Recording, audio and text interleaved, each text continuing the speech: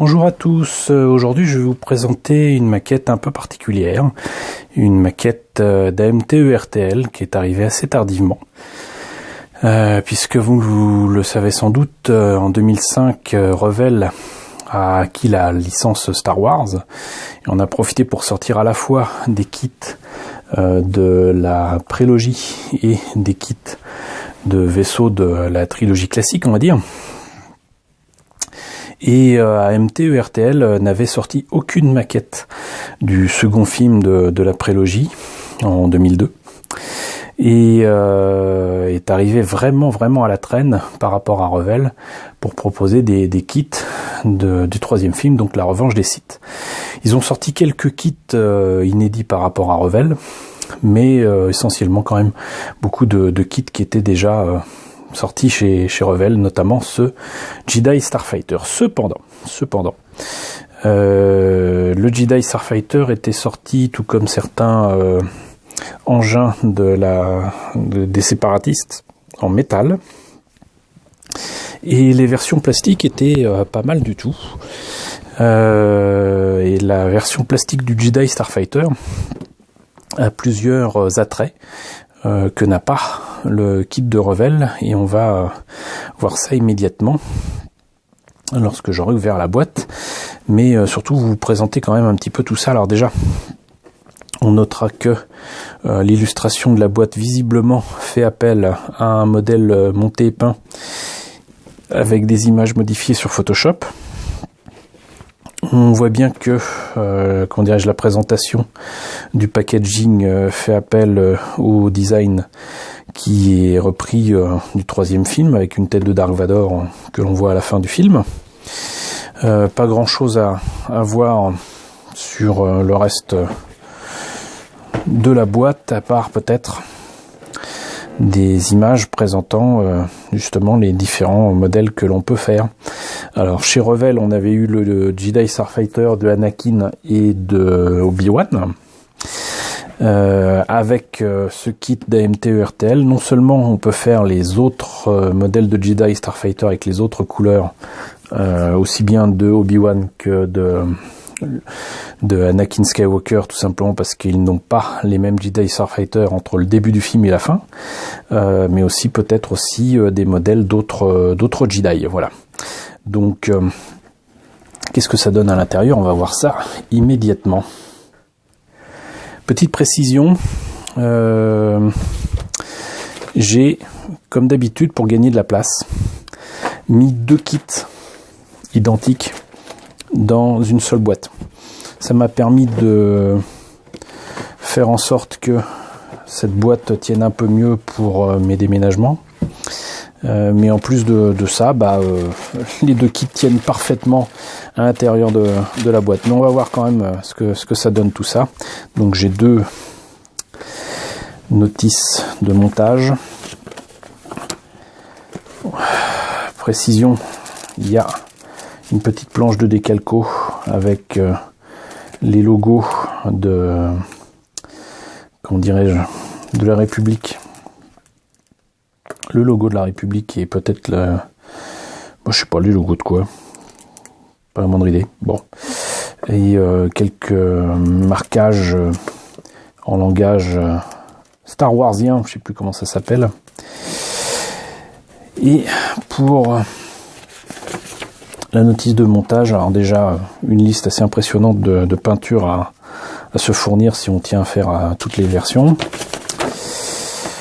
Comme d'habitude et comme dans le modèle de Revell, c'est le cockpit qui m'a l'air d'être le plus compliqué à faire avec des petites pièces. Petite précision, ce kit est bien, mais a un défaut majeur, c'est qu'il n'a pas de pilote, il n'a pas de figurine avec, et les figurines de Revell sont molles, donc les récupérer pour les mettre dedans, c'est possible, mais bon, c'est pas le top. La partie inférieure du vaisseau avec les armes, les petits réacteurs, ce qui prouve d'ailleurs que ce n'est pas du tout les mêmes pièces que Revell, parce que c'est pas du tout comme ça que ça se passe pour le modèle de Revell. La partie supérieure avec le cockpit qui est placé, des petits détails que je connaissais pas. Non, c'est pas un détail, c'est pour tenir la canopée, pardon. Et ça, c'est l'unité, l'Astromech, l'unité R2 en 2 parties, ça c'est toujours chiant. Le dôme, faut pouvoir le poncer, tout ça, c'est juste l'horreur. Alors c'est là qu'intervient la partie intéressante pour ce Jedi Starfighter, c'est que non seulement il est possible de faire les différentes livrées des Jedi Starfighter de la Revanche des Sith, mais en plus de ça, visiblement, les panneaux qui sont sur les côtés sont différents. On peut choisir 3 formes de panneaux différents à placer sur le Jedi Starfighter, ce qui nous fait autant de différences possibles, à supposer qu'on exploite ces détails.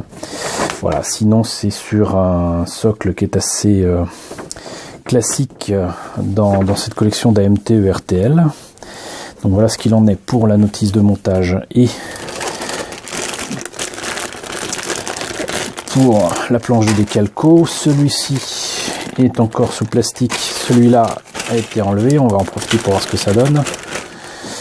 Je vois ce qu'il en est là, on va voir ça tout à l'heure. Beaucoup de pièces qui sont parties hein, finalement, donc c'est pas si la joie que ça. J'avais commencé à faire les socles il y a des années.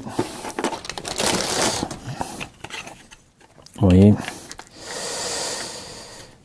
truc tout bête.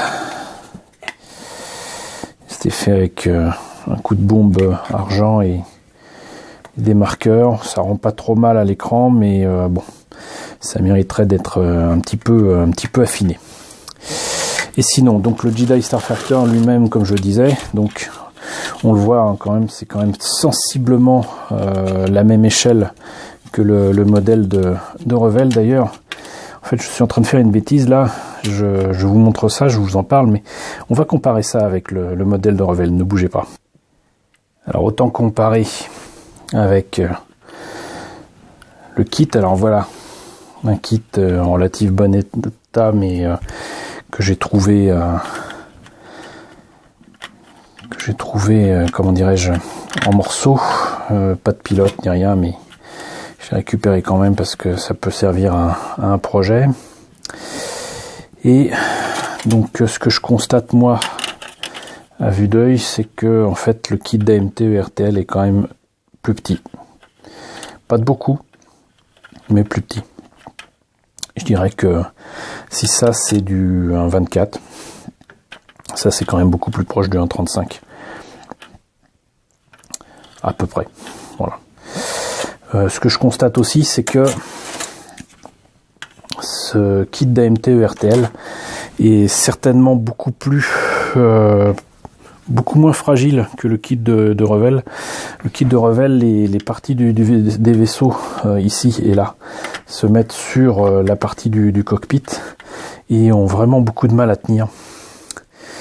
Et voilà, c'est un modèle qui est sympa, mais qui est quand même relativement fragile. D'ailleurs, là, on voit que le cockpit a pris cher. Donc, voilà, on peut constater que les échelles pourraient sembler identiques, mais en fait, je me suis trompé. C'est quand même plus petit. Voilà, donc les pilotes de Revell, a priori, ne pourraient pas tenir dedans. Et pour le reste, qu'est-ce qu'il en est ? Comme je l'ai dit, beaucoup de détails font que c'est très différent du modèle de Revell. Et en termes de détails, par contre, à l'intérieur, pour par exemple l'intérieur du cockpit, c'est sensiblement identique. Pareil, il y a des pédaliers, des machins, des consoles. Ça y est aussi dans le modèle de Revell. Par contre, la partie tuyère m'a l'air d'être un peu mieux que la version Revell. Je peux pas vous montrer là parce que c'est des pièces qui ne sont pas sur le kit que j'ai ramené. Et sinon, donc je vous parlais tout à l'heure des panneaux. Donc là vous voyez, vous avez très clairement 1, 2, 3 panneaux différents. Voilà, ça c'est avec ce dessin là, ce dessin ci, celui-ci beaucoup plus comment dirais-je, plus simple, et on peut le comparer certainement avec les panneaux. Je vais éviter de le mettre en miettes, de la maquette de Revell. Évidemment, ça ne veut pas s'ouvrir parce que sinon c'est pas drôle. Et là, on observera que, bah, mine de rien, les panneaux en question sont plus petits mais plus précis. C'est-à-dire que là, il y a donc des détails un peu comme sur le TIE Fighter, alors que là, il n'y a rien. Voilà, c'est peint, mais il n'y a pas de détails. Pas de détails du tout. Et par contre, ça correspondrait donc, a priori, au panneau de Anakin Skywalker, puisque là c'est R2D2, donc je ne peux pas me tromper, c'est le Jedi Starfighter de Anakin Skywalker. Donc voilà en gros pour ce kit. Vous aurez remarqué qu'il n'est pas pré-peint, qu'il faut le peindre soi-même, et c'est normal puisque a priori on peut le faire dans différentes livrées.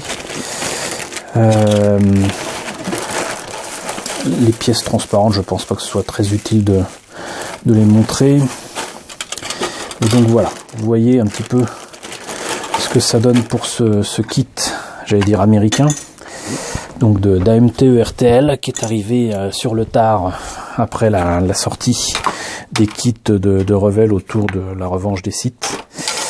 Il y a d'autres kits d'AMT ERTL qui étaient sortis, qui ne sont pas sortis chez Revell. Je vous les présenterai à l'occasion. Il y a notamment un engin qui ressemble à un tank avec des chenilles, qui ressemble plutôt à un escargot à chenilles, qui fait partie des engins séparatistes que je trouve assez sympa, qui a été un peu boudé par tout le monde, les Américains en premier lieu. Mais voilà, donc il y a des particularités dans les kits sortis en 2005, aussi bien chez Revell que chez AMT ERTL. Ce kit, bien évidemment, n'était pas trouvable en France dans les magasins. Il fallait la trouver soit en import dans des boutiques de comics par exemple, et moi je l'avais commandé tout simplement sur le net, sur des sites comme Starship Modeler ou Cult TV Man. Ils avaient ce genre de choses. Je ne sais pas si c'est encore trouvable sur eBay, mais si c'est le cas, si vous aimez les Jedi Starfighter, je vous conseille le kit. Il m'a l'air quand même bien sympa et ça fera un complément sympathique à ce qui existe déjà chez Revell, bien qu'à une échelle légèrement différente, légèrement inférieure. Voilà, j'espère que cette présentation vous a plu. Si c'est le cas, n'hésitez pas surtout à me dire ce que vous en pensez dans les commentaires, et si vous avez l'occasion de partager cette vidéo, ça me ferait bien plaisir. Voilà, je vous dis à très bientôt pour de nouvelles vidéos où je vous présenterai d'autres kits de Star Wars pour fêter dignement les 40 ans de la licence. Ciao!